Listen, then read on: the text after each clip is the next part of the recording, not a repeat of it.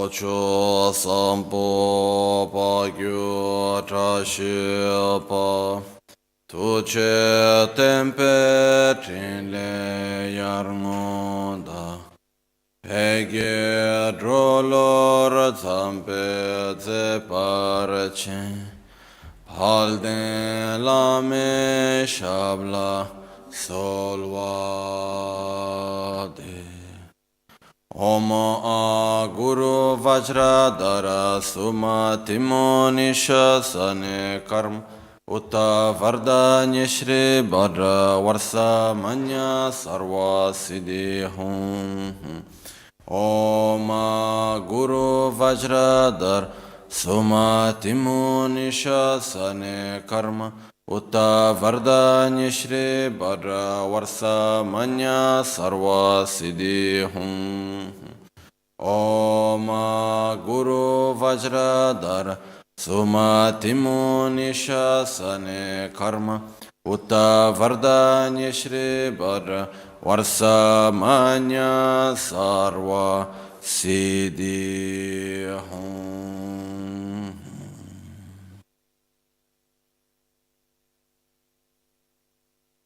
Pakyukye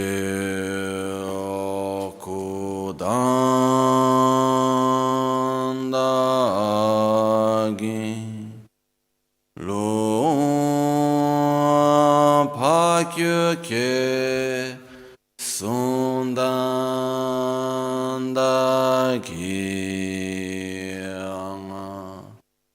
Pakyukye Tudandagi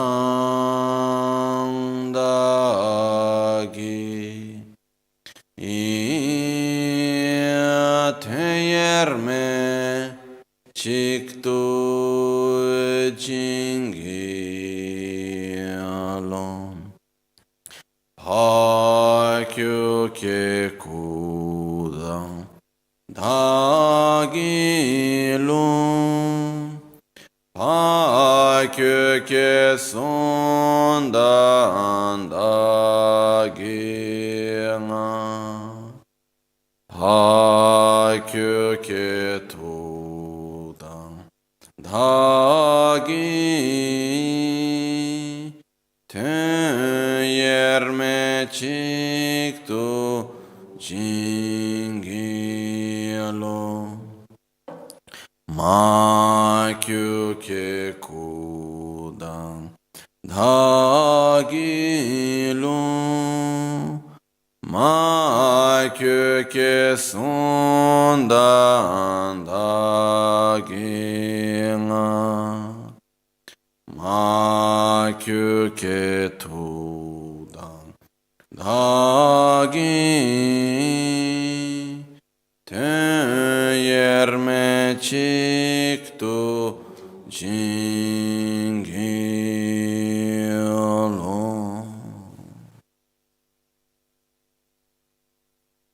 Om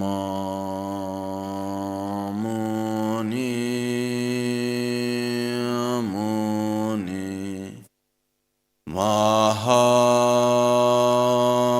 Mahamuni Shakyamuni Swaha Om Muni Muni Mahamuni Shakyamuni Swaha Om Muni Muni Mahamuni Shakyamuni Swaha.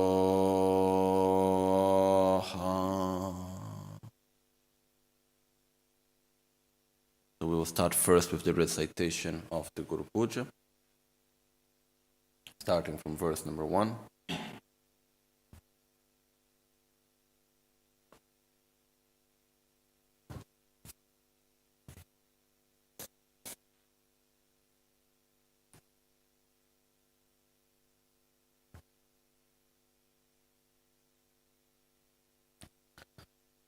De chingale rani lama la kande selve kuleve ser chochur trepe ne chu chin la pe tabaram jamba shi yun tenki köpe keba pun sum so parkyur Rakar gesen chembe ngang nile Dada kanya magen sem chenam Tene jisi chanchub nyingpo par Lama kuncho sumla kyab sudro Namo Guru Bye Namo Buddhaya Namo Dharmaya Namo Sangaya Namo Guru Bye Namo Buddhaya Namo Dharmaya Namo Sangaya Namo Guru Bye Namo Buddhaya Namo Dharmaya Namo Sangaya Masem chen kungi tungi Lama largyurne sem chen tam che lama lai ko pancho la ko parcha ma sem chen kungi tungi chir dani lama largyurne sem chen tam che lama lai ko pancho la ko parcha ma sem chen kungi tungi chir dani lama largyurne sem chen tam che lama lai ko pancho la ko parcha Ma sim chen tam che ge tendo da ge tsedi nila nyurwa dume sangye lamal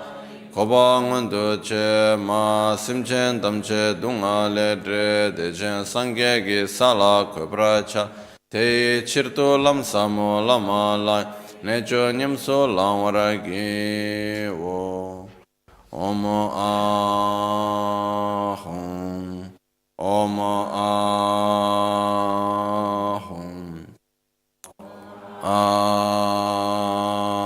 ahum owo yeshe la namba nancho dancho ze soso namba chele wambo drug cheyo do de dongge yeshe ge brachenge be sadam pana nange kyandam che yonso china samwe chudrin tamze chenze samge mi kya pe kangwar kyo De ton yerme la la yam pra kun san che tin tri pe wu lo ma me to tre bu yun tse do gu pa sam chun pe tse do nga bar we rin chen tri ten chu ke ni da ge pe te ka drin sum den tsa we la ma sang ge kun gi ngo won Namba ngurmi zimbe gelong she chi cha ni zum karadro cha ye che che yun pa nyam sha du zi kang we long se kur kun dam den cho ge sum so ser do pen she u la zi tu kar kyabda dorje changwa she chi cha ni kudo ngo do tri sung ne yin chu ma kyu lhen ke de ton nama rinch gengi tre shin la ze da gi na ze lu sempe gende ve ser tomba cha tsu na nge korwe dorje kil trun sul gi shupe pumbo namda deshe nga kam shi yum shi ke je tsa gyu sina chan chu sempa ngo pa bu raj ni tri chik tong yen la tro wo wang po we ser che gyo nu jin san wa chik ten pa na shab ki de ta ko rim shi ngo gyu lama idam kin kor la so da sangye chan sen pa wo kandro ten sung gya tso koronesho de tar go sum dor che sum se Ungi ve ser cha gyuvi ran shinen yeshe pana chendra yerme tempa arakyu. Pinso dele chune tu sum gi tsa gyu la ma yidam koncho sum pa wo kandro cho gyon sum tso che tu che wangi dirshe tem parashu che na ran shin ro kun re yang na tso du che sampa chi shin chi rian char we ken tse chin le chen kyab kun tam pa kor che shek sus Omo Guru Buddha Bodhisattva Dharma Pala Sapariv Ehya Hitsa Hom Bam Ho Yeshe Pana Tamse Pada Nisu Me Parekyu Kange Tuje Dewa Chimbo Yi Kusung Goban Chogyan Keji La Tsotse Lama Rinchen Tabuko Dorje Chensha Pemor Chatselo Rabchan Gyalwa Kunge Yeshe Ni Kandu Chiryan Charwe Tapke Cho Murmi Zimbe Kargi Nerowa Kyabgun Dambe Shabla Chatselo Nyegun Bhaja Cheba Chujun Shin Pame Yunde Rinchen Sogiter Pende Malu Jungwe Gojipu Jetsun Lame Shabla Chatselo Harche Tumba Sangye Kungi Ngo Giri Shidon Tamcho Jungwe Ne Pazo Gunge Una Lange Wa Rinchen Lama Namla Chatselo Kusum Cho Juru Shube Lama Dan Rinchen Cho Sum Chawe Tamchela Teji Mebe Tunyang Gyatso Che Shindu Nyambe Ludru Chatselo Kyabgun Jetsun Lama Korchela Natso Churin Gyatso Bulwani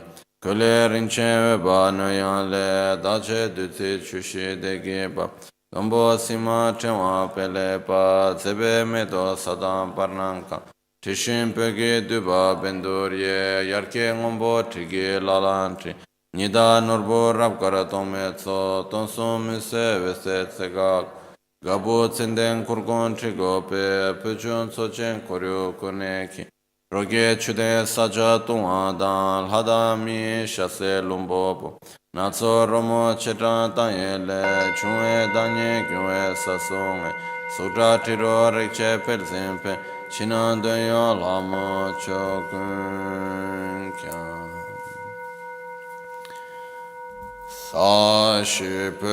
Sashipeki Choshimeto Tari Ravling Shi Nide Gempadi Sangye Shintum Te Ulvargi Trokunam Dashin Che Parasho Chewa la trage linshe lumbroce rincen dunda nyewe rincenso kunga gebe nöche pynsonso lami longcho dögü terçembe dawe simge pulchun shingecho kyabkun tuche chen la ulwarangi yedam guru radna mandral kam nirya tayami Mosha yidru yishin gyatso ngo sishi namkara lewo chunzengi Dado gebe kungi yidru shin chikden chikden lede rashingi Gosong gewe medo chiyantra kunsan chebe trinson bumdroshi Lapso rimni lange drende pe gatsen jetsun lama nyechibu Kurgun damde sambu tringe chen roge pe zinge che tuwada Chakyo nga dan drama nga la so chandun barwe dutsi kyatso chu Iwon la tso pelzin tru chun shin Debe gyutse la ge lutrama Shinge nga ge lhinge ponye so Tsetu gyume chakya nangya bul Timde lhinge dewe yeshe che Chugu rangshin tongdan drewe Yerme lundru masam jule de Tendan chanchu semcho kyo la bul Nyomo shigya tsashi nejo pe sambo mingi chira na tsodang Kyone gi chir dare mbulana namkara jesim baso sondo so Tome dune mige dikpele gidang gitse yiran chichipa Tuje chenren chengar gyosemgi shashin lenche migi dongbano Chona ranshin tsema danre ya milam jishin keb Charwe namkara la dacha samba tabe yirang Pulchon kenze chunzin bumre te taye drodi pende kunde tse Kedan yundu nedan pewe chir sabge chugi charpa abdu so Dorje kula kechik minga yang sunju wangi gyabo samato Dacha meba jishin site bar nyange midan tabra shusu so Detra trumbe namkara gewe tso karin sumden jetsun lama Sera kundu drame jetsinchi sunchu dorje changwa top chir ngo Yunden chungne tsurin gyatso che mando norbu tsogi yonsu tam Morme zimba tungwa nipe je neden duwa zinla so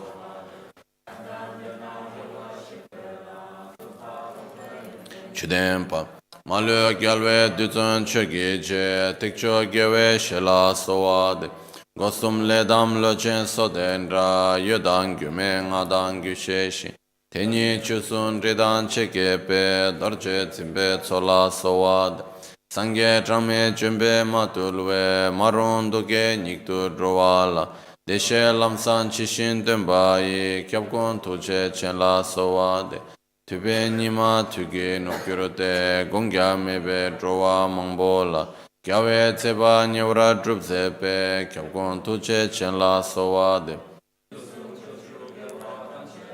Kange babu puka chizayang Dacha sanam shindu lenga pe kyabkun tuje chenla sowade Genge gorlo ni tabge gyuru drawe choge le Tame tsuge drowa drense pe kyabkun tuje chenla sowade Keche yang la nam deshe ringa yabyun sembada Truwe wambo ranshin chosumge dani lama chola sowade Kunge yeshe reba le chungwe kilkor korlo chewe dani te Rige kyabda dorje tsimbetso Sunchu tambo gonla sowade Time linge gawe reba yerme tenyo kungya kungida Toma tare kunsan tundam Chancho semmo kyola sowade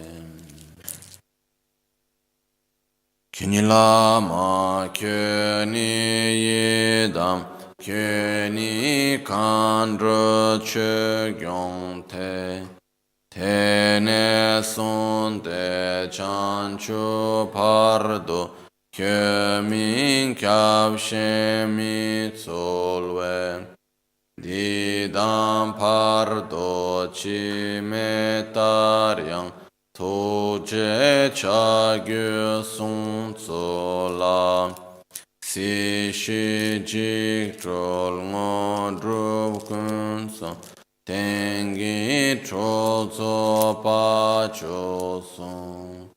Kyo ni lama, kyo ni yidam, dro che gyon te, tene son te chan chu pardo, kyo min kyab she mi tsolwe, di dam pardo chi me taryang, tu che cha gyu son sola, si shi jik trol ngo drup kun sol, tengi trol zo pa cho son.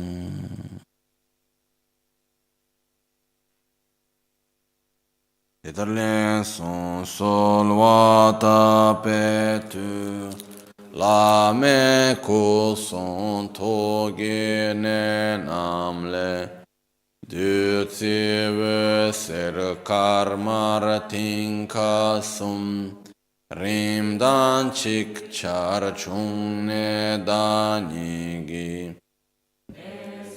rim dan chik char tim pa le, drip shi tak chi nam da wang shi top, ko shi top chi lama ni ba shik, ge shin tim pe chingi la pare kyo.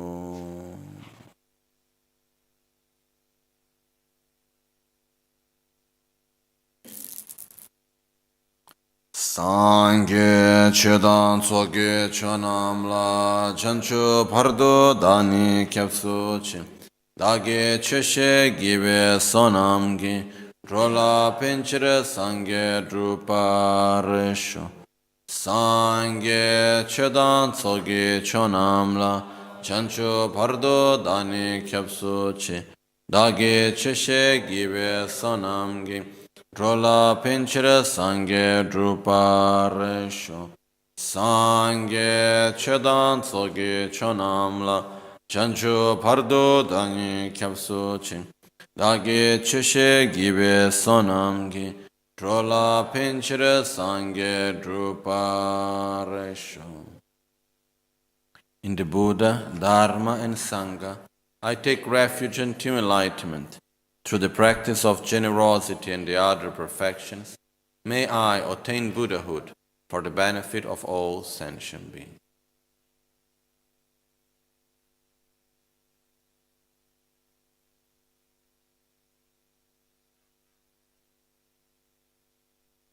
So, I was remembering something that I learned. I was part of my studies in India. And it was talking about that in Buddha's teachings, when talking, for example, on taking refuge, something that Buddha did was he was teaching according to the capacities of his own disciples. So, for example, for more beginners, he would say to take refuge is just to recite, I take refuge in the Buddha, I take refuge in the Dharma, I take refuge in the Sangha. What you think really doesn't matter. The important thing is what you are saying.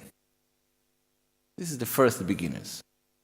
Then for intermediate, they say, okay, it's important what you visualize.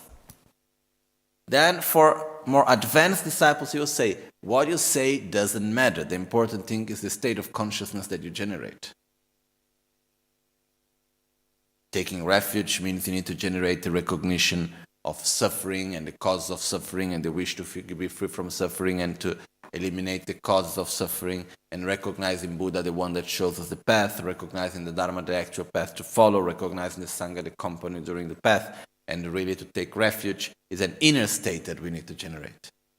But if Buddha would come to someone that is a beginner and right away say, oh look, you need to generate this state of consciousness, the person will say, oh, that's too difficult for me, and will give up. Instead, he will say, no, all you need to do is to recite.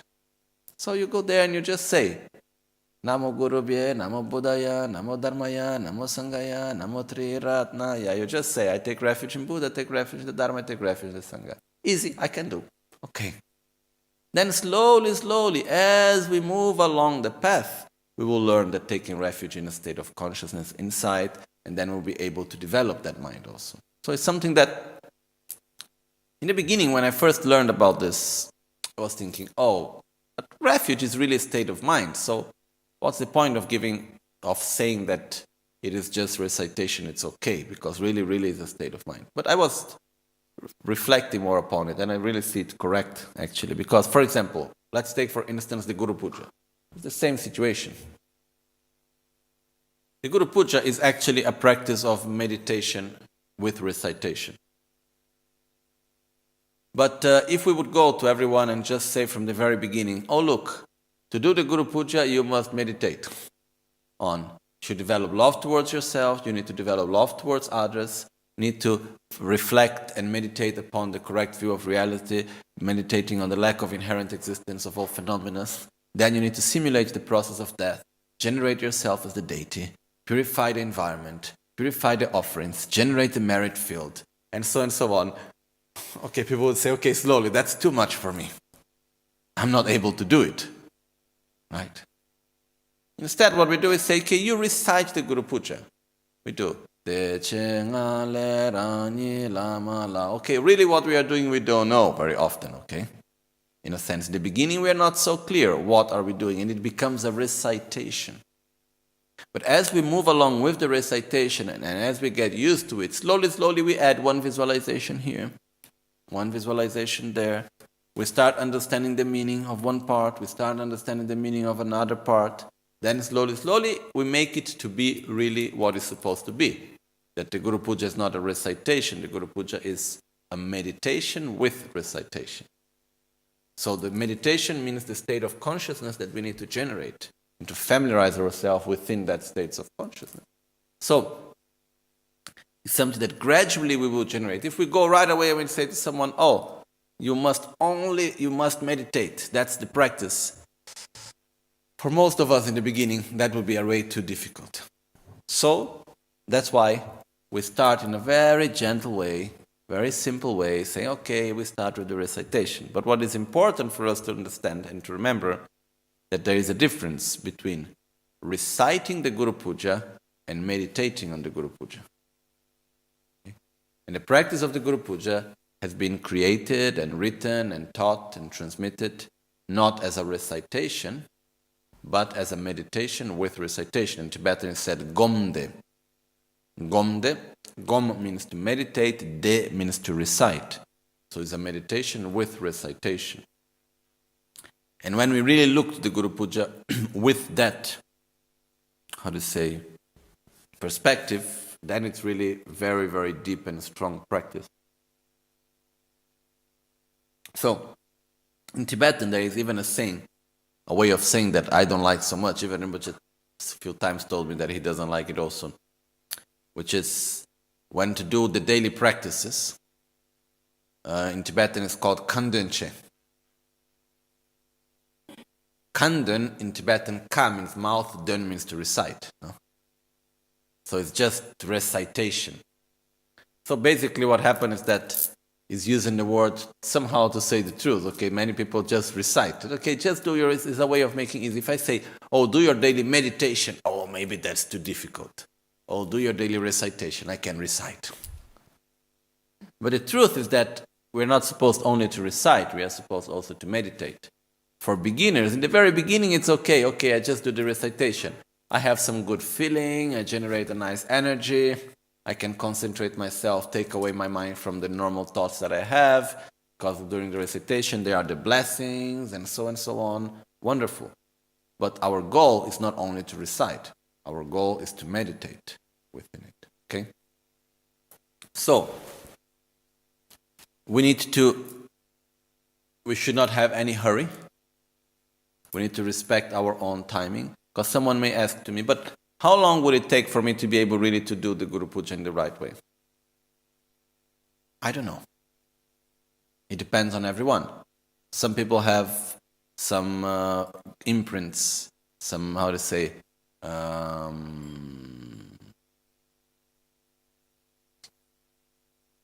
for some people basically it's more easy, for some people it's more difficult. For some people it takes longer time. It's very interesting. Some people, they can learn fast, but it's not stable. Other people, they learn slowly, but it's very stable. The best is the fast and stable. That's very rare. Okay?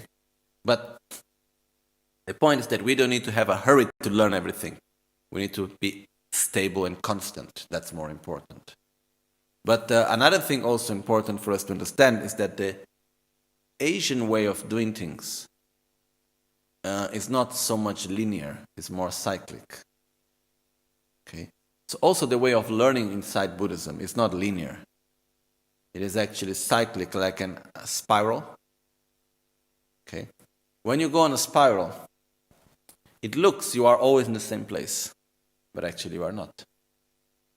If you look from above, it may seem that yes, we are walking around a circle, and we are exactly in the same place, but if we look from the side, we see that slowly we are going up. Okay. So basically what happens is that when we say, oh, you need to remake the same practice every day, looks like we are doing exactly the same thing and we are not moving to any direction. Because we are repeating the same thing again and again, again and again, again and again. But actually, we are not doing the same thing. Every day we do it is different. Slowly, it's very gradual. We will see that our mind will change, the way of doing the practice changes, the understanding of the practice changes. And then after one day, after some time, for each person is different. One person may be 2 years, another person may be 20 years, we don't know. One day now it's really different. When I remember how it was in the beginning and I see what I'm doing now, such a different, the taste is different, the way of practicing is different, the results are so wonderful. My mind has changed and so on. But it's not something linear like we are used in our Western mentality of I do one thing, then I finish this, then I do the next, then I do the next, then I do the next, and I do not repeat the first again. We have this very linear way of wanting to do things. Oh, I have already done that initiation. I have already done that practice. Why do I need to repeat it? We have this idea of going in a linear way. But the process of our mind, of developing our mind, is a process of repetition. That's why we go in a cyclic way, like going up in a spiral that goes slowly up. Okay? So we should see also the practice in this way. By repeating every day, by doing it again and again, slowly we get familiarized with it. Slowly it becomes deeper and deeper in our mind. And it's in a way so gentle that in a certain moment when we have realized things, we sometimes we are not even aware of our own realization of what is happening. Then when we stop and we look behind and we say, oh, how it was 10 years ago. Oh, I have done big changes. So that's also the way how the whole thing is going. Okay, so we have no hurry, but we need to have constancy in our practice. It depends also how much time we invest in our practice. That will give us the difference of result also. Ok? Bene. Adesso, quello che in questi weekend voglio fare riguardo la Guru Puja è proprio quello di spiegarvi la meditazione che c'è all'interno della Guru Puja. La recitazione in sé è facile, c'è il CD, uno prende il testo, lo segue, viene qua in gompa, si recita insieme. Recitare in se stesso è la parte più facile. Quello che voglio spiegarvi è la parte della meditazione, così piano piano uno aggiunge un pezzo di qua, un pezzo di lì, non è che da subito uno riesce a meditare su tutto, però si aggiunge un pezzettino alla volta. Come avevo spiegato la volta scorsa, ogni passaggio della Guru Puja, così come in tutte le altre sadhana, tutte le altre pratiche di meditazione e recitazione, è composto da 3 parti, 3 aspetti. Una parte è cosa recitare, come recitare, questa è la parte più facile. Poi c'è cosa visualizzare e poi c'è lo stato di coscienza da generare. Ok? Quindi a che cosa devo pensare? che stato interiore vado a generare. Questi sono i 3 passaggi. La volta scorsa abbiamo visto tutta la parte delle preliminari della Guru Puja, abbiamo fatto l'introduzione alla Guru Puja stessa, poi abbiamo visto la parte della presa di rifugio, la generazione della bodhicitta, abbiamo visto la parte dell'autogenerazione come la divinità e anche la parte della generazione della motivazione. Ok? Arriviamo oggi nella parte in realtà se mi ricordo bene l'ultima parte l'ho fatta leggermente veloce, non sono entrato in tanti dettagli se non mi sbaglio, giusto? Quindi la possiamo riprendere da quel punto e poi andiamo avanti con la purificazione delle offerte e così via. Ok? Bene. Perciò andiamo sul punto perché c'è tanto da vedere. Se qualcuno mi può portare, Don, mi porti il testo in italiano e inglese per piacere. So, last time, when what I want to do during these teachings is basically to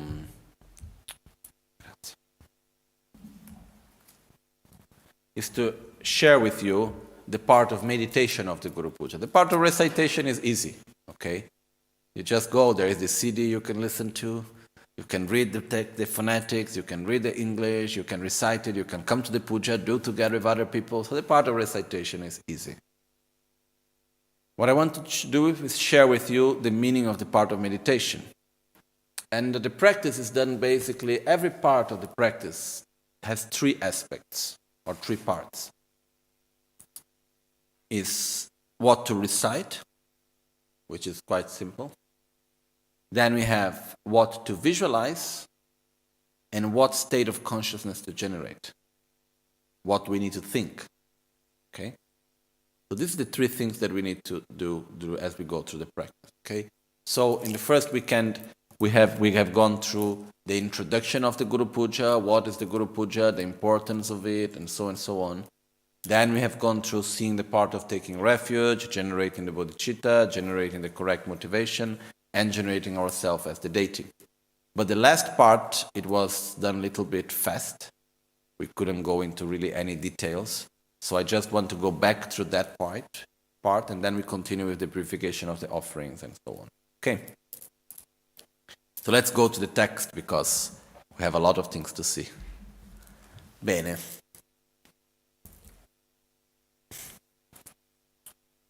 Come abbiamo visto la volta scorsa, nel testo della Guru Puja, il Panchen Losang Chogi Gyaltsen, aspetta che prendo il testo qua,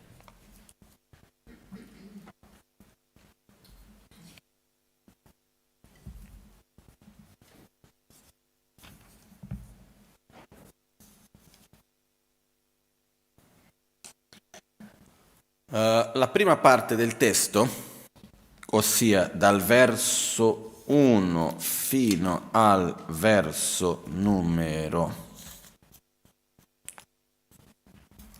8, no? In realtà, un attimo solo, In realtà no, fino al verso numero 6, ok? Non sono stati scritti da Panchen Losang Chogi Gyaltsen. Sono versi scritti da un maestro chiamato Kedrup Sangye Yeshe, che era il maestro, il guru di Panchen Losang Chogi Gyaltsen, che a sua volta scrisse diversi testi della Guru Puja. E quindi ha preso questa prima parte da Kedrup Sangye Yeshe. All'interno di questo abbiamo visto la parte della presa di rifugio. E un altro punto che abbiamo già visto la volta scorsa, però lo voglio solo ribadire, è che ci sono 2 modi di fare questa prima parte della Guru Puja, che è presa di rifugio, generazione della bodhicitta, meditazione sulle 4 meditazioni limitate, generazione della motivazione e generazione come la divinità. Ok? poi dopo di questo c'è purificazione del luogo e purificazione delle offerte. Abbiamo visto questi passaggi l'altra volta, no? Quello che succede che cos'è? Dal punto di vista della pratica del sentiero Vajrayana più elevata, si comincia con la generazione della divinità e poi dopo c'è la presa di rifugio. Si fa la presa di rifugio già come la divinità, ossia già vedendo se stessi in un modo puro.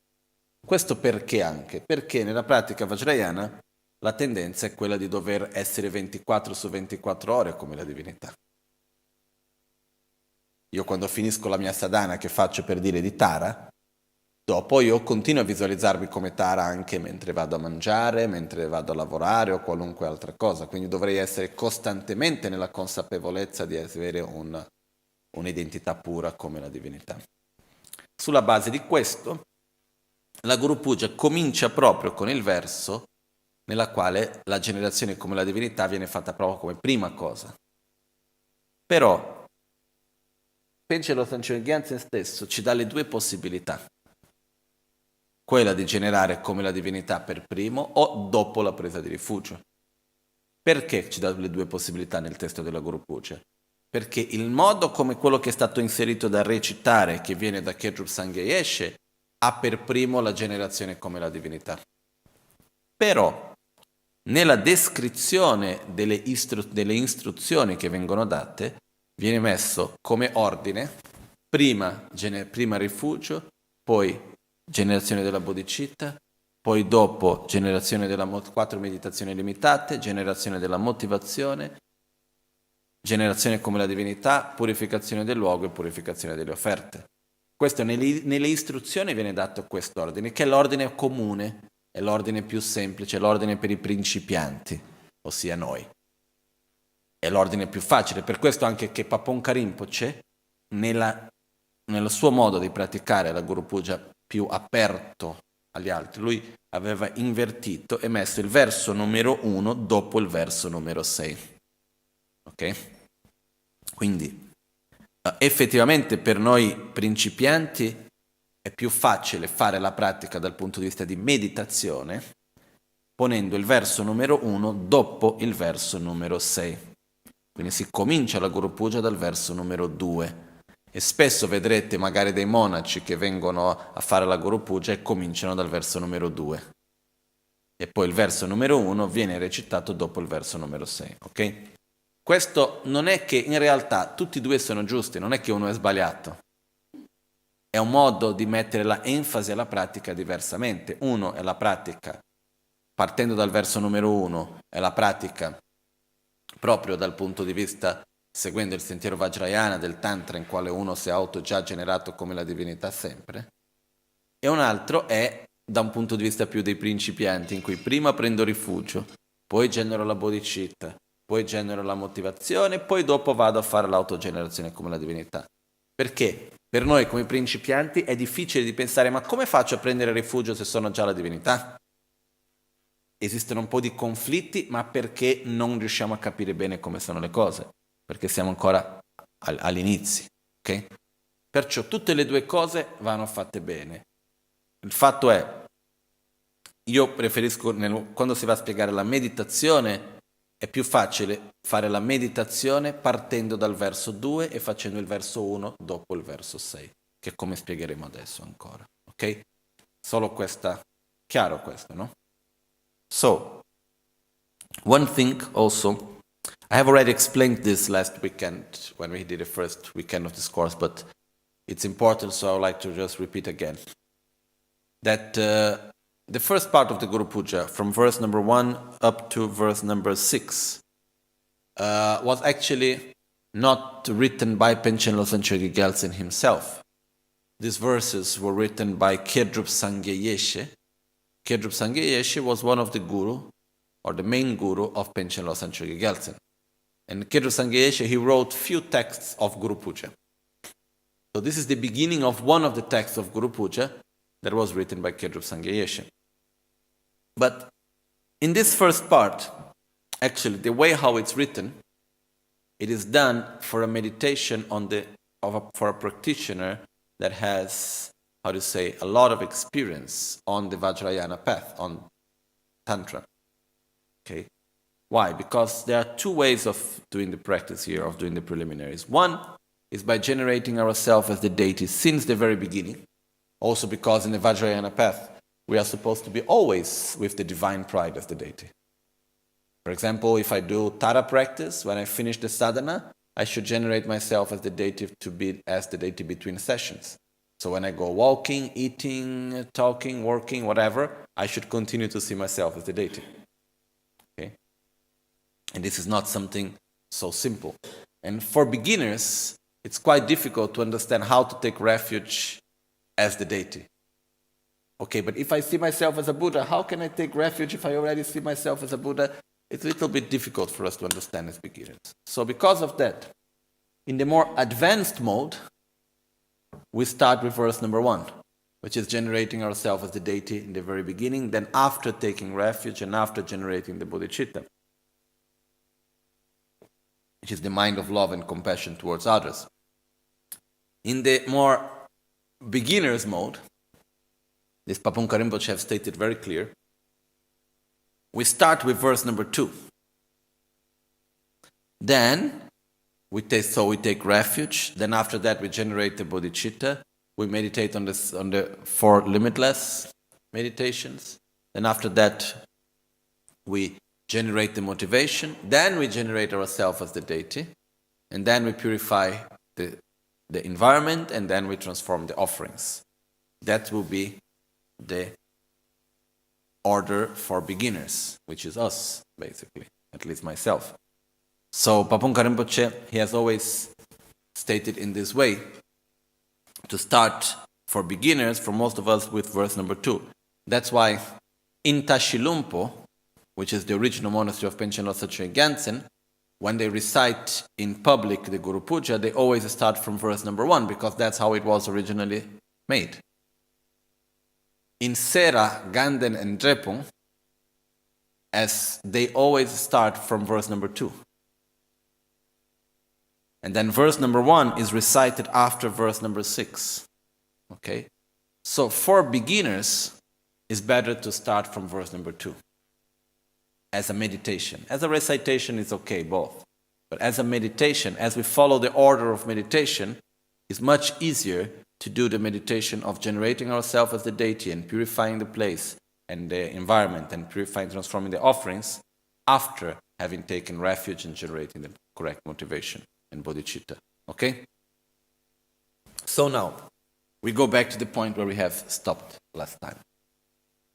Perciò, siamo arrivati a questo punto al verso, siamo ancora molto all'inizio, poi si va abbastanza in fretta. Volevo riprendere velocemente il verso numero 6. Il verso numero 6, quindi ci troviamo che noi stessi ci vediamo nel nostro modo ordinario, davanti a noi c'è Guru Buddha, abbiamo già fatto la presa di rifugio, abbiamo fatto la generazione della bodhicitta, perciò abbiamo visualizzato tutti gli esseri intorno a noi. Scusate, non siamo più nel nostro stato ordinario, perché nella presa della bodhicitta un'emanazione di Guru Buddha è venuta verso di noi, è entrata nel nostro cuore, siamo diventati inseparabili da Guru Buddha, dal nostro cuore sono emanati raggi di luce che sono andati a tutti gli esseri, purificato la loro sofferenza e riassorbito in noi. Ok? Questo riassunto. A questo punto ci troviamo al momento in cui andiamo a generare la motivazione. Generare la motivazione vuol dire perché vado a fare la Guru Puja? Perché farò questa meditazione? La voglio fare perché voglio raggiungere l'illuminazione il più velocemente possibile per aiutare tutti gli esseri a uscire dalla sofferenza. Quindi il verso che noi diciamo è Masim Centamce Dunga Legel Dechen Sanghe che Sala Coparcia Tece Dolam Samolama La Enel Giorniam Sulam Archivo. Masim Centamce Gitendo Dagi Zedini La Nurwa Deme Sanghe Lama La Cobangun Duce Masim Centamce Dunga Legel Dechen Sanghe che Sala Coparcia Tece Dolam Samolama La Enel Giorniam Sulam Archivo. Quindi verso 5 e 6. Ok? Che in realtà, se andiamo a vedere la traduzione, è estremamente chiaro quello che si dice, che per il bene di tutti gli esseri senzienti. Il bene cosa si intende dire? Perché possano uscire dalla sofferenza, perché raggiungano la liberazione dal samsara, perché possano raggiungere l'illuminazione, il bene ultimo. Mie madri, ossia ogni essere è stato già mie madri, vedo ogni essere con uno stato di affetto, di avvicinanza. Molto velocemente, in questa stessa vita, raggiungerò lo stato di un primordiale Buddha Guru Idam. Qua in tibetano si dice Nyurwa Nyurwa. Nyurwa vuol dire veloce e si ripete veloce 2 volte. Quindi veloce, veloce, possa io raggiungere lo stato di Buddha. Questo veloce, veloce fa riferimento perché 2 volte si ripete veloce. Fa riferimento al metodo che andremo ad usare.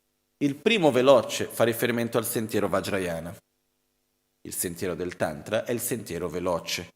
Quindi io voglio faccio parte già del sentiero veloce verso l'illuminazione. Il secondo veloce fa parte che all'interno del sentiero Vajrayana la pratica più efficace, più diretta, più veloce per raggiungere l'illuminazione è il Guru Yoga. È meditare nel Guru, nel Buddha, nell'Idam come essendo inseparabile una cosa sola. Per questo che viene detto 2 volte veloce. Il primo veloce riguarda tra il sentiero del Sutra e il sentiero del Tantra, il sentiero del Tantra è più veloce. All'interno del sentiero del Tantra, qual è il sentiero più veloce? È quello di meditare nel Guru Yoga, vedendo il proprio Guru come inseparabile degli Idam, inseparabile del Buddha, quindi questo è il sentiero più veloce. Qua possiamo entrare in altri dettagli che in questo caso l'Amazon K ha specificato molto bene, questo il sentiero veloce è il sentiero in cui si medita, come ho appena detto prima, nel Guru inseparabile dall'Idam, però in cui si unisce la pratica del Guru Yoga insieme con la pratica di Amantaka, Hiruka, Guhya Samaja e la pratica in cui si medita anche che i protettori del Dharma, le proprie divinità di meditazione, i Buddha e il Guru come essendo inseparabili uno dall'altro, come essendo una cosa sola. No? E quindi quello che accade con questo è proprio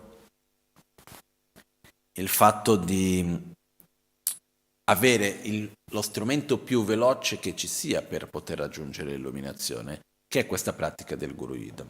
Perciò che cosa succede? Con questo verso anche quello che ci sta dicendo è la pratica che verrà, è la pratica, è l'essenza, è anche la pratica più veloce che c'è per riuscire a uscire dal samsara e raggiungere l'illuminazione. Poi quando entriamo nei dettagli vediamo che sì, è la pratica più veloce, però non è così ovvia. Ci sono tanti aspetti all'interno che non sono così semplici, non è che reciti questo e sarà tutto fatto, non è così, ok? Però quello che viene racchiuso all'interno della Guru Puja è questo sentiero veloce. Per quello che si dice veloce, raggiungerò l'illuminazione per il beneficio di tutti gli esseri. Questo veloce, questo che viene tradotto qua rapidamente in questa stessa vita, in realtà non è semplicemente una cosa dell'intenzione che andiamo a porre, ma fa riferimento al metodo che andiamo ad usare. Okay? Poi, libererò tutte le madri esseri senzienti dalla sofferenza e li condurrò alla grande beatitudine della Buddhità. A questo fine, ora, praticherò il profondo sentiero dello yoga del Guru Idam. Ossia, perché vado a fare la pratica della Guru Puja? Perché voglio aiutare tutti gli esseri a uscire dalla sofferenza e per aiutare tutti gli esseri a uscire dalla sofferenza devo raggiungere l'illuminazione. Per questa ragione andrò ora a fare la pratica della Guru Puja. Quindi questa è la generazione della motivazione. Prima non abbiamo generato la motivazione, abbiamo fatto la presa di rifugio e la bodhicitta, che vuol dire abbiamo generato uno stato interiore di amore verso noi stessi e di amore verso gli altri. A questo punto prendiamo questo stato di amore verso noi stessi e gli altri e andiamo a direzionare la nostra pratica tramite questi stati di coscienza. Quindi io dico, perché che voglio fare questa pratica adesso? Perché voglio veramente raggiungere l'illuminazione il più velocemente possibile per il beneficio degli altri. Ok? Bene. Qua ci sono lunghe discussioni sul significato di un Buddha primordiale, Però non entriamo in questo adesso, ok? Ok, so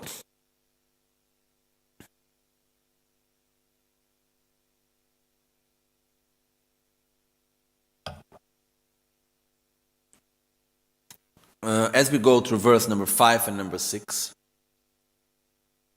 actually it is a very important part, and it's the part of generating the correct motivation. Before of that, we have already done the taking of refuge, we have already generated bodhicitta. Now what we will do is we will direct our mind. So why are we going to do this meditation practice? What's the reason why I do it? So we need to generate the right motivation. So at this moment of the practice, we are visualizing ourselves in front of Guru Buddha after having taken refuge, and during the generation of the bodhicitta, an emanation of Guru Buddha have come and absorbed into our heart. From our heart, light and nectar have emanated to all the directions, purifying the suffering of all sentient beings. And then after that, all the light and nectars have reabsorbed back into us. So this is the moment of the practice in which we are, that we are visualizing ourselves with Guru Buddha at our heart and also in front of us. At this moment, as we say, Masim chen tamche gi tundu dagi tsedi nila nyurwa deme sangye lama lai kobang muntu che masim chen tamche dunga letre de chen sangye gi sala kobra cha tei chirtu lam samo lama lai nel jor nyamsu lamwar giu. For the sake of all mother sentient beings, I shall quickly, in this very life, attain the state of a primordial Buddha Guru Idam. I shall liberate all mother sentient beings from suffering and lead them to the great bliss of Buddhahood. To this end, I now shall practice the profound path of the yoga of the Guru Idam. So basically, what we are saying here is, I must reach enlightenment. Why? Let's go on the other way around. What we are saying here is, I want to help every sentient being to be free from suffering. In order to do that, I must reach enlightenment. In order to reach enlightenment, I must practice. So I will do now the Guru Yoga practice, the Guru Puja practice. Why? Because I need to reach enlightenment. Why I need to reach enlightenment? Because I want to help all sentient beings to get out of suffering. So that's the motivation that we generate in this moment. Okay? And here we say quickly. Why we have two quicklies? Now in Tibetan we say nyurwa. The word quickly here is not referring only to the intention that I'm in a hurry. It's mostly referring to the method that we are going to use. Actually, it refers to the method, not to the fact of being in a hurry. So the method that it refers here is that the first quickly refers actually to the Vajrayana path, to Tantra. Between Sutra and Tantra is the quick path to enlightenment. Inside the quick path to enlightenment, inside Tantra, there is the fast way. So the quick way within the quick way is the meditation of Guru Yoga. Meditating on the Guru, inseparable of the Buddha, inseparable of the Idam, inseparable of the protector, meditating as all, as one, and inseparable. But that's the quick path within the quick path. That's why we say quickly. Okay? So, we could go on many details on this part here. Lama Tsongkhapa have stated it very clear. And the reasons why, what's the quick path of the quickest path to enlightenment. And Lama Tsongkhapa put very clear that it's Vajrayana. Within Vajrayana is to meditate on the Guru, Buddha, Yidam. As we say, Kyonyi Lama, Kyonyi Yidam, Kyonyi Kandro Chogyonte. You are the Guru, you are the Yidam, you are the Buddha, you are the Daka, the Dakini, the protector.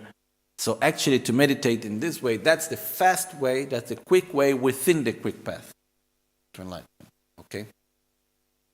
And so when we say quickly here, it is referring also that the Guru Puja that we are about to do, this meditation that we are about to do, and as it says here, by the end, I will do the yoga, which is a practice of Guru Idam. That's the Guru Puja, okay? So this yoga of Guru Idam, of seeing the Guru inseparable of our meditation deity, inseparable of the Buddhas, that's the quick path within the quick path. If we go into details of that, it must be it's not any type of guru. We must have the right type of guru, the right way of relying upon the guru. It's not any idam. We must meditate here. There must be together. Guya Samaja, Heruka, and Yamantaka. Do the three practices. Need to be done together. Then there is not any type of protector. The protector must be the right type of protectors. There are many details that we could go on here, what we mean by putting the practice of Guru Idam all together, but we don't need to go into these details right now. Okay? The point is that it's not like, okay, you just recite this and you reach enlightenment quickly. That's not what is being said.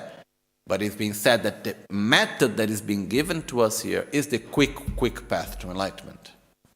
Then the Guru Puja is really very deep practice.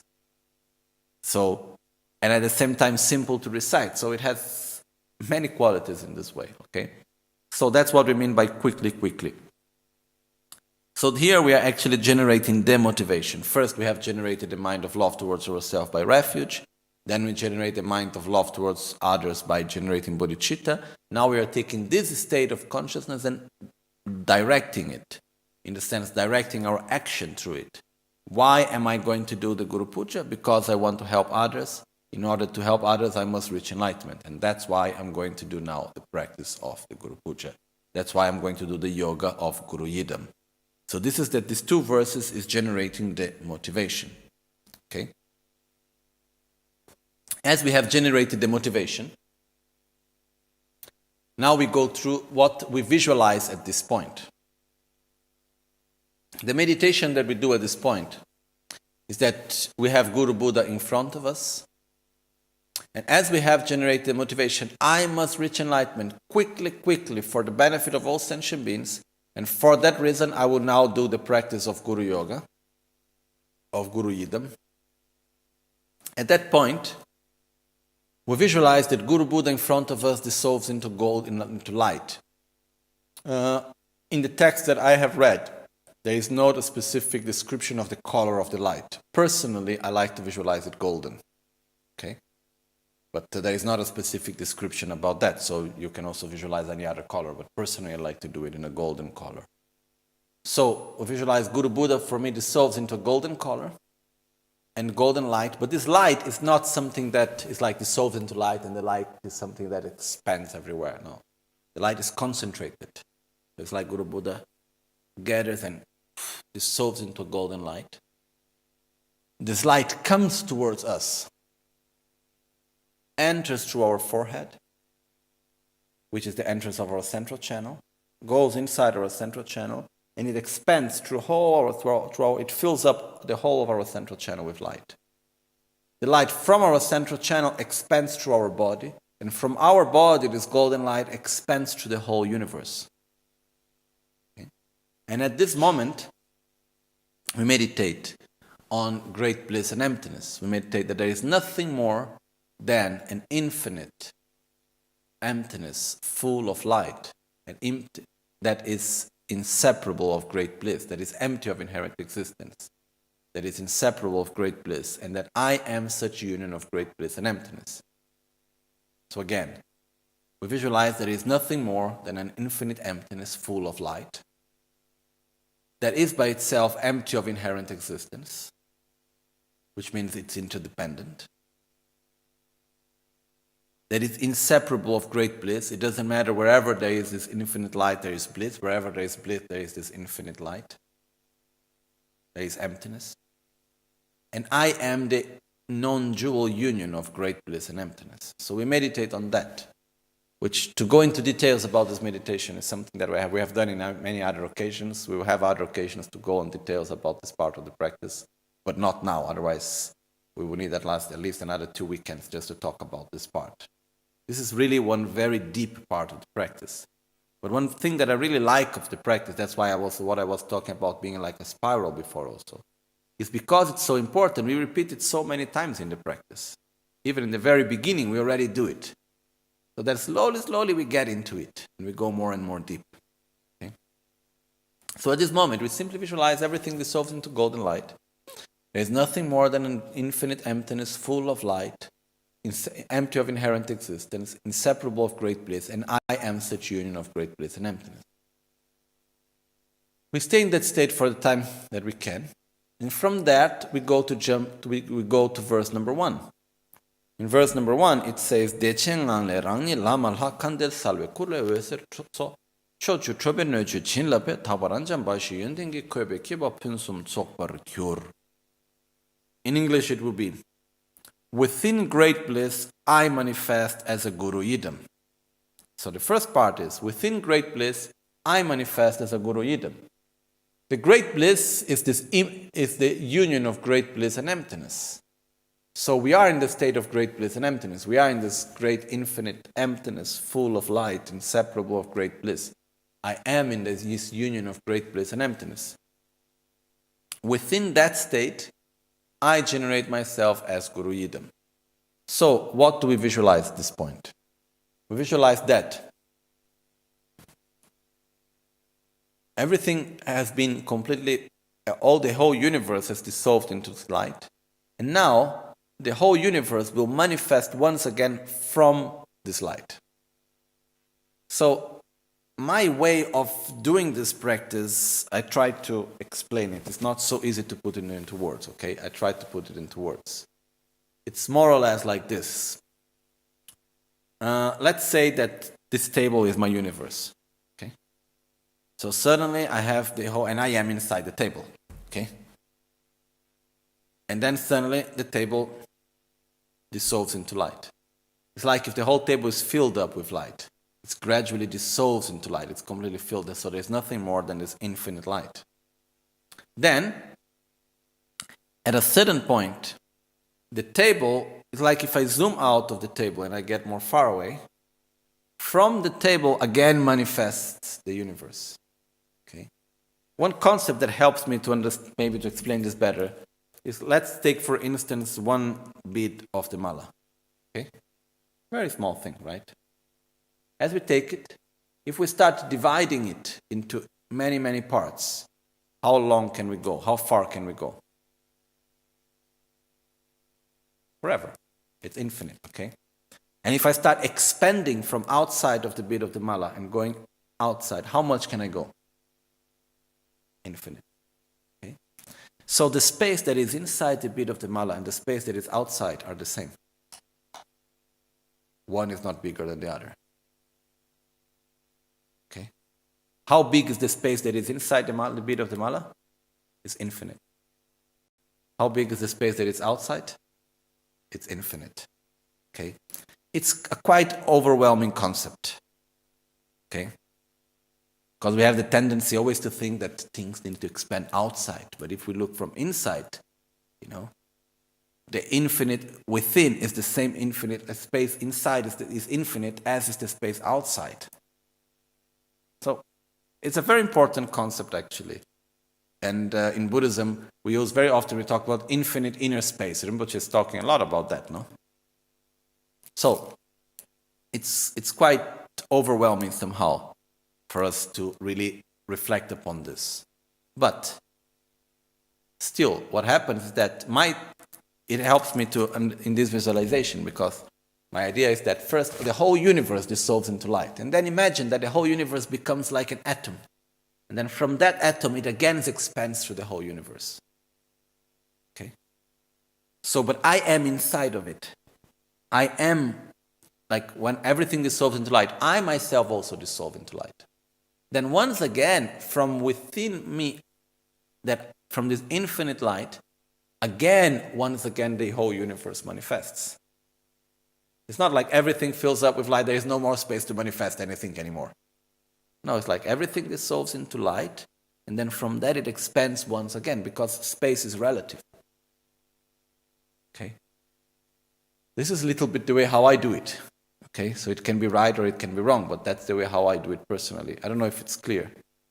But, so everything dissolves into light, and then suddenly it's not like the sensation that, again, because otherwise it can have this sensation. Everything dissolves into light, and then slowly it does the backwards movement, no?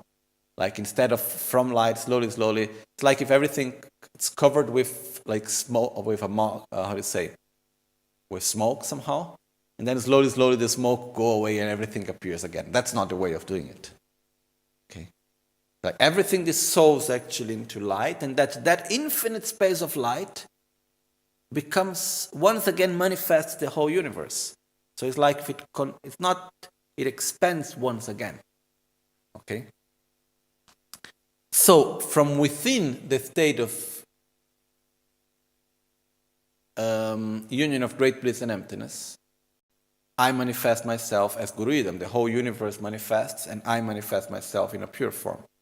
So what happens is that when I manifest myself as the Guru Idam from the state of union of great bliss and emptiness, from this infinite emptiness full of light, when I go to look within myself, that infinite space is still in there. When I manifest myself from the great bliss and emptiness, it's not that after that great bliss and emptiness is not there anymore. This infinite space full of, this infinite emptiness full of light is still there within myself as I manifest myself as the deity. Okay, if I look within, there is that whole universe, that whole infinite space full of light is also still there. Okay? For me, it's really a little difficult to put this into words because it's something that personally I do not so much in a conceptual way, but just trying to share. But the point is that everything dissolves into light, then from within that infinite space of light, that infinite emptiness full of light, from the union of great bliss and emptiness, the whole universe manifests, and we manifest within this universe in a pure form, which here is called Guru Idam.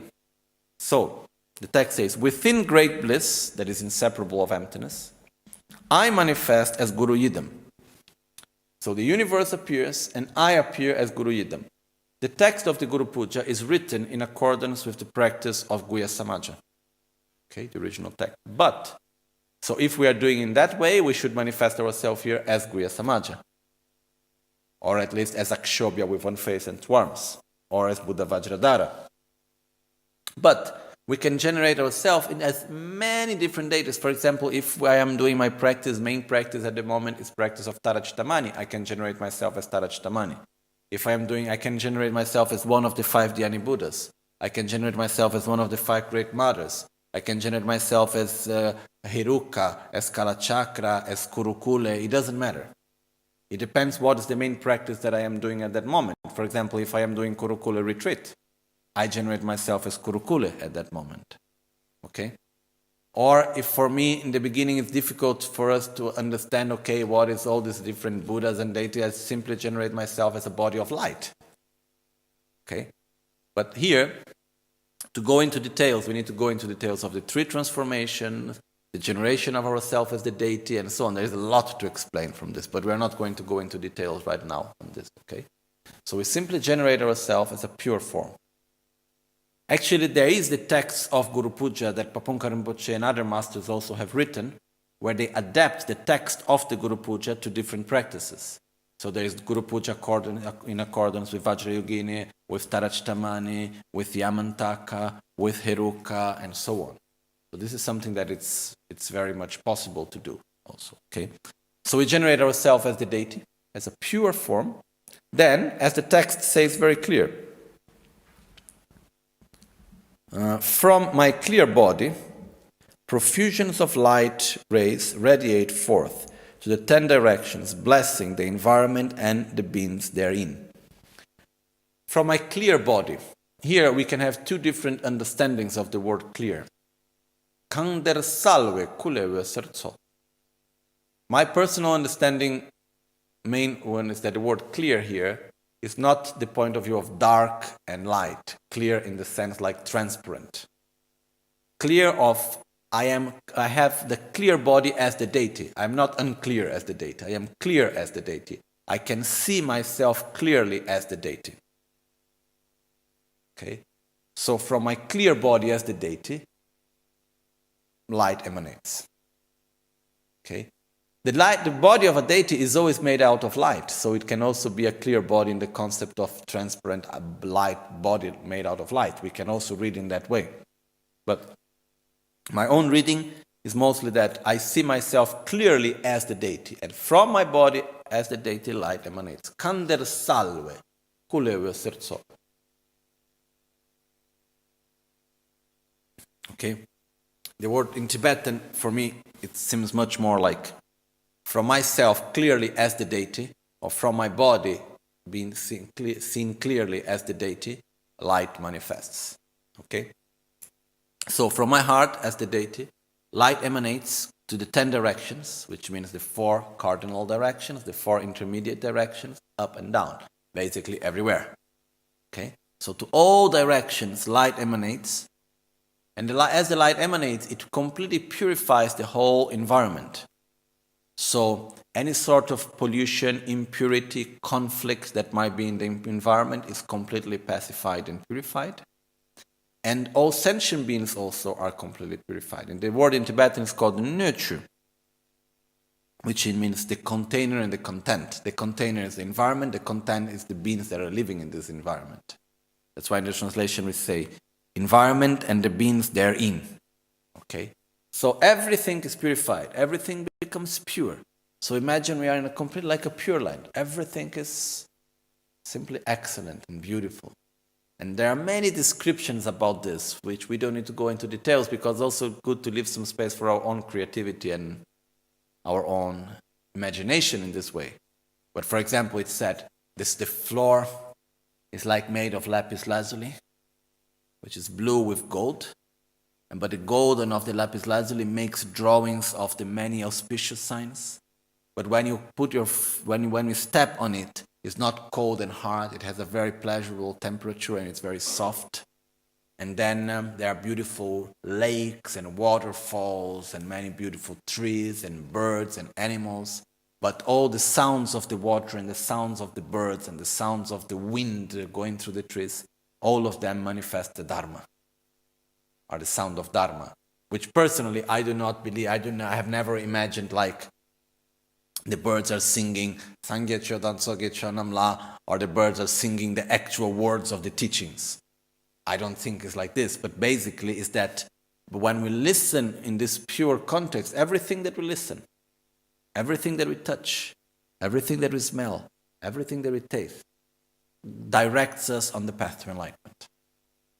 Remembers us of love and compassion and impermanence and interdependence and so on.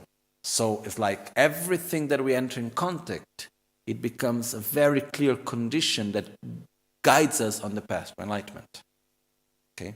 So that's what we visualize, this pure environment. So from our heart, light emanates, goes to all the directions, purifies completely the environment, all the beings that are within it, and then once again the light rays reabsorb back into our heart as we are in this pure environment. Okay? So we do this verse, as it says, all becomes most perfectly arrayed with only excellent qualities, infinitely pure. And then that's why when we do this verse after verse number 6, it's very coherent, it's very nice to do the visualizations. It's possible to do also starting with this visualization, but we need to be a little bit more advanced in our practice. Otherwise, first we took refuge, then we did generation of the bodhicitta, we generate the motivation, then everything dissolves into light. From within light, we generate ourselves as the deity. From our heart, light emanates, purifies the whole environment and all the beings living within it. And then after that, the lights reabsorb back into our heart. And then we will do the purification of the offerings after that. Okay? So now, as we do this part of the practice, we do Om Ahum, and then we do another part of the verse, which is Ngowo Yeshila. The verse number 8, which is the Ngowo Yeshila Namba Nangcho Danchotse, is actually mainly the visualization that we are supposed to do. So let's go through it, and then we will see the visualization of Om Ahum. That is a very important part of visualization. Okay? So it says, pure clouds of outer, inner, and secret offerings. So first of all, what are outer, inner, and secret offerings? No? Outer offerings are basically water, flowers, incense, music, food, all the objects of pleasures of the 5 senses basically are outer offerings. Inner offerings is, as I was saying before, is where we offer our body and mind. We offer the 5 aggregates and the 5 elements in a pure way. The secret offering is secret, so we don't explain. No, I'm joking. The secret offering basically is a little bit more difficult to understand. I tried to put it in a very simple way. Basically, the secret offering is called secret because it's something non-conceptual. Okay? The ultimate secret offering is the deep, non-conceptual, subtle level experience of great bliss and emptiness. Okay? So it's a deep experience of joy in a non-conceptual level. So it's not through our normal gross mind, it's in the state of our subtle and most of all very subtle mind, the experience of great joy, of bliss and emptiness. So basically it's offering the union of great bliss and emptiness. Okay? So in one way it's called secret because it's beyond words.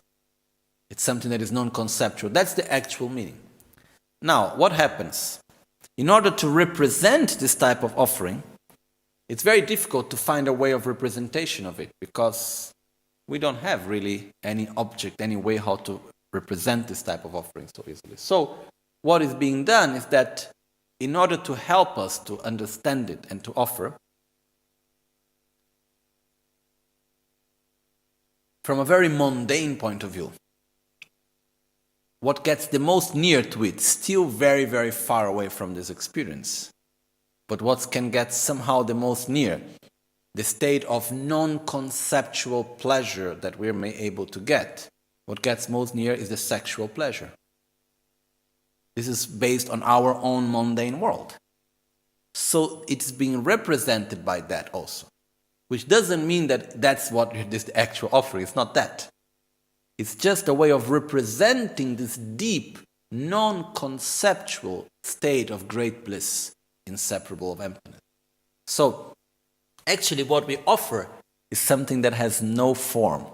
It's something that it's non-conceptual. It's something deeply profound. But the way how it's being represented, it's also, let's call it, in a secret way, also in this way. Because it's something that, if we look very much down to earth, if we simply observe things in a very simple and pragmatic way also, we will see that the most nearby experience that in our mundane way we can get out of, of a non-conceptual state of bliss is basically the sexual experience. But it is still very far away from what's the concept of the joy of great bliss and emptiness that we are offering here, okay? It's not the same thing. We are offering something else. But that's the most near that we may get of our own understanding. That's basically why it's represented by that. And because there we can have a lot of misunderstanding out of it, it becomes secret. Okay? But this is something that when we will go actually to the part of making offerings, and I think we may get there tomorrow, then there we will explain this into more details. But just for us to understand what we mean by secret offerings, we mean to offer the inner state of great bliss and emptiness, which means a non-conceptual, subtle and very subtle state of bliss, of joy, which goes much deeper than the normal pleasure that we may experience by having what we see, what we touch, what we smell, what we listen, and so on. So it's like a deeper state of bliss and joy. That's what actually we are offering. That's what it means, the secret offering, okay? I believe very much that I like actually making things clear, because sometimes when we don't say things, it becomes like then we give space for many interpretations, no?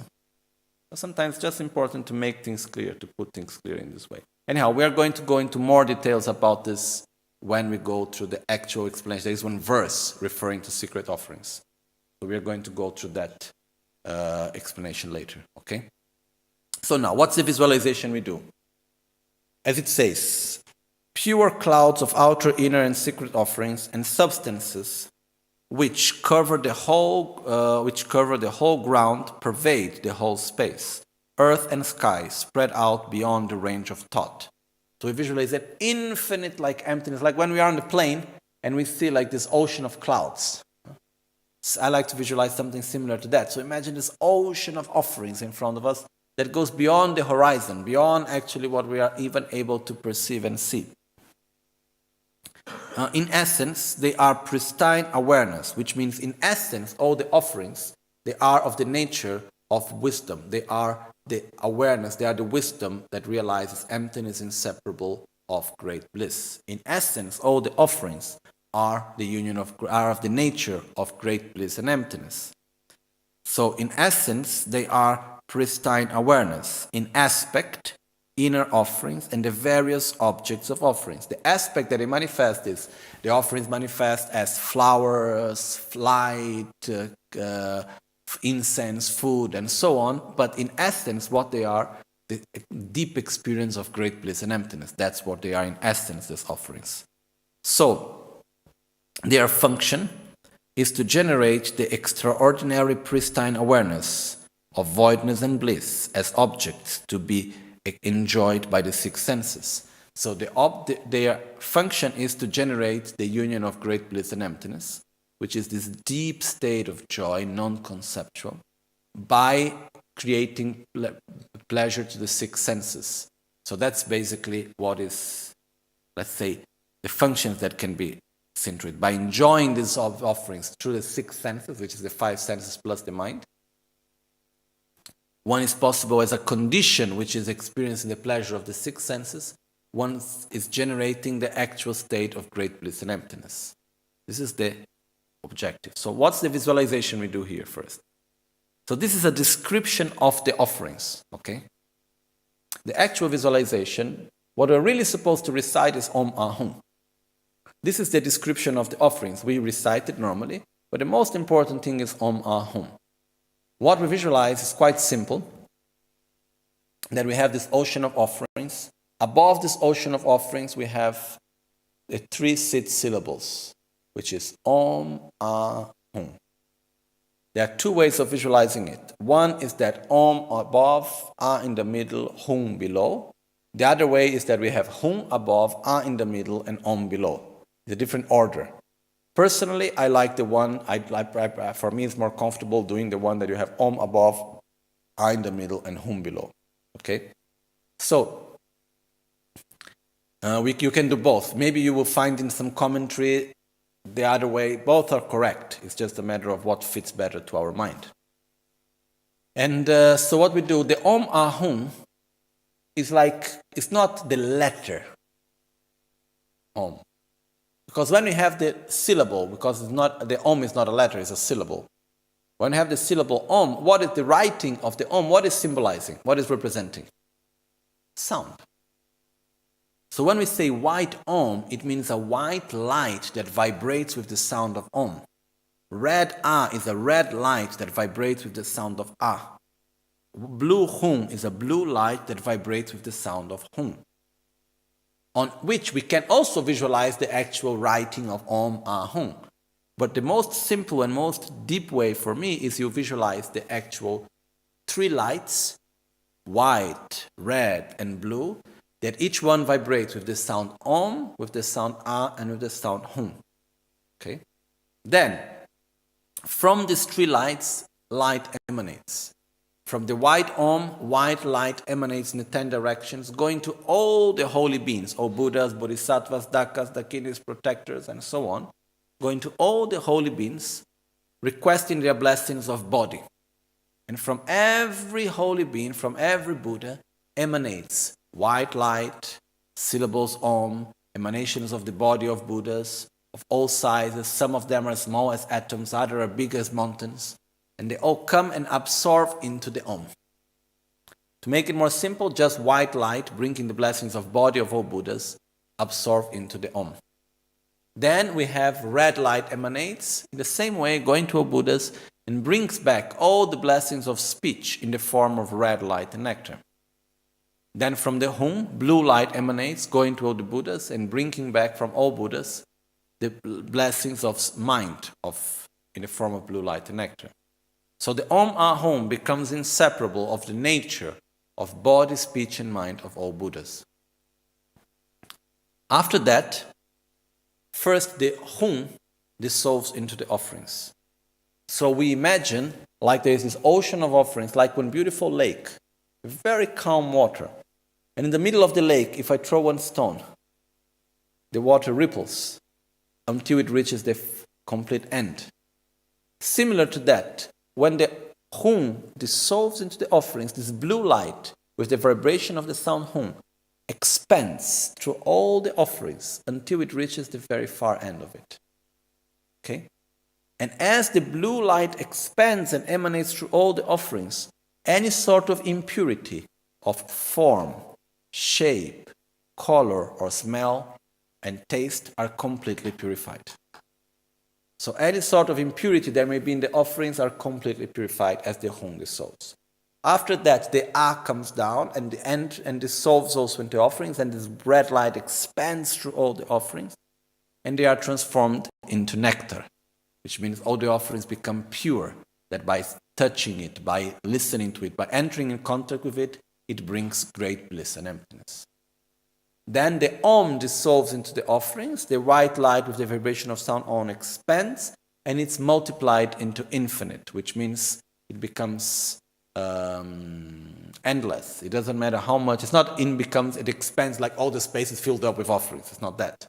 But it doesn't matter, it's like if you put water into a vase, and it doesn't matter how much you take out, this is still there. So, in the sense that this offerings becomes endless. It's not like, okay, I offered to one Buddha, now it's finished, how can I offer to the next one? No, it's like it becomes endless, all the offerings, okay? So, when we recite 3 times, the first Om Ahum, there are 3 ways of seeing this. One way is that the first Om Ahum, we concentrate on the Hum dissolving. The second time we do the Om Ahum, we concentrate on the Ah. The third time we do the Om Ahum, we concentrate on the Om. The other way, which I prefer, is that the first time we do the Om Ahum, we concentrate on the lights emanating to the 10 directions. The second time we do the Om Ahum, we concentrate on the lights reabsorbing, bringing the blessings of body, speech, and mind of all Buddhas to the Om Ahum. The third time we do the Om Ahum, we concentrate on the Hum purifying all impurities, the Ah transforming into nectar, the Om multiplying to infinite. Okay? So this is the meaning when we do Om Ahum. For example, now we will stop and go for lunch. We are already late for lunch. And as we do the Om Ahum, when we go to eat, we visualize on top of our plate of food. Om Ahum. First time it emanates light to all the Buddhas, bringing back the blessings of body, speech, and mind. Second time it brings back the blessings. Third time the Hum dissolves, eliminating any sort of impurity of the food. The second time it transforms into nectar. The third time it multiplies to infinite. Then this pure food I offer to all the Buddhas and Bodhisattvas and to all sentient beings. And then after I eat. Okay? That's what we do when we say to make the offerings. That's why we do Om Ahum. So Om Ahum is a very powerful, actually, mantra. It is at the same time, it brings us the essence of the process of death. There is the essence of our male-female energy and the energy of union. There's so many things within Om Ahum. But now we are just using it for the part of purification. Okay? So this is the visualization that we do. And just the last thing, but not least, when we do Om Ahum, for example, we play also the bell or the instrument, not because we are making the offering at that moment, but because we are purifying. So it becomes, the other offerings, we have them made in the altar. So we have the water bowls and everything else. The sound, we play the sound in order to purify it. That's the basis for purification. Okay, this is one thing. And the other thing, which is very, very important, which I'm just going to go, just to touch it, I'm not going to go deep into it now, is that whenever we do the offerings, there is also the part that actually, whenever we purify, we say, okay, for example, sound. The sound dissolves into emptiness. From emptiness, it appears as a pure sound, Om Ahum. Okay? So, what it means that the sound dissolves into emptiness? It doesn't mean that the sound fades away and then from nothing it appears again. It means that the grasping of inherent existence that I have towards the sound is eliminated. I take away the name that I attribute to it. I take away this grasping that the object exists in an autonomous, intrinsic way. And then because it lacks inherent existence, so it dissolves into emptiness. What dissolves into emptiness? The inherent existence sound that I perceive, which is wrong.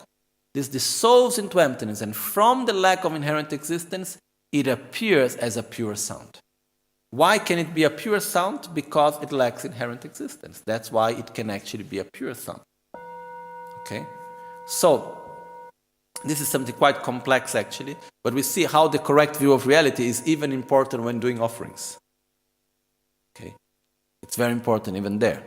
So why can it become a pure sound that I can offer to all Buddhas? Because it lacks inherent existence.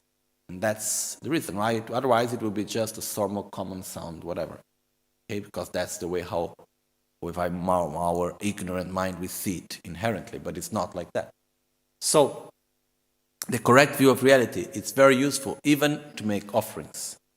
So whenever we do the offerings, we always remember that all the offerings lack inherent existence, so dissolve into emptiness, and from that state of being free of inherent existence, we see them and they manifest in a pure form that is multiplied to infinite, transformed into nectar, multiplied to infinite, that we offer to all Buddhas. Okay? So now we do the dedication. We haven't gone much with the text, but don't worry. Then now the next verses we will go much more fast with the text, okay? Jitsun Lama kutse raptenchi namkar tinle chochur gepa dang losan tempe dreme sasumki drove Michel tato ne gyurchi. Nimo dele tsendele, nime kunyan delek shin, ninsen takto delek pe, koncho sumge jingi lo, koncho sumge ngodrup sol, koncho sumge trashisho.